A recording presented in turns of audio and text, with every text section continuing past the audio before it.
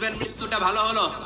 এক নাম্বার আলামত আন-নুতকু বিশ-শাহাদা, মরার আগে আওয়াজ করে জিকির করে কেউ যদি পড়তে পারে লা ইলাহা ইল্লাল্লাহু মুহাম্মাদুর রাসূলুল্লাহ সাল্লাল্লাহু, এটা হচ্ছে আলামাতু হুসনিল খাতিমা।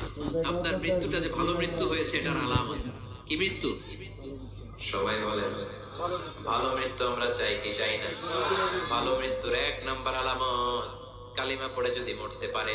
বিশ্বনবী বলেন মান কানা আখিরু কালামিহি লা ইলাহা ইল্লাল্লাহ, যে ব্যক্তির সর্বশেষ কথাটা হবে, বাক্যটা হবে লা ইলাহা ইল্লাল্লাহ, দাখালাল জান্নাহ, সে জান্নাতি হয়ে যাবে। সুবহানাল্লাহ পড়ে।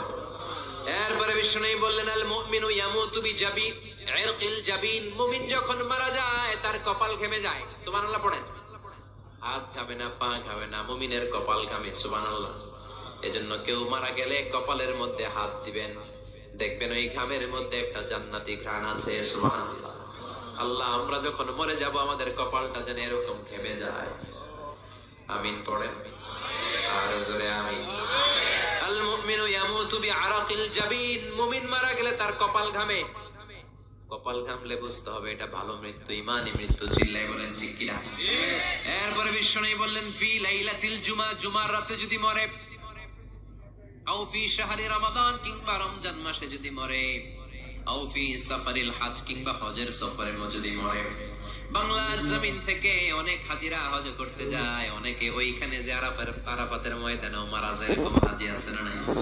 খুশনসিব, এটা খুশনসিব। আলহামদুলিল্লাহ।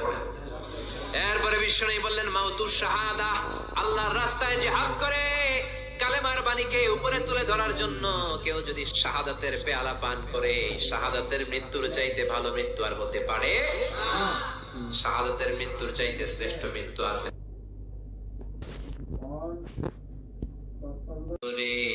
ওই মিছিলে শামিল করে নিও, আমাকে শহীদ করে সেই মিছিলে শামিল করে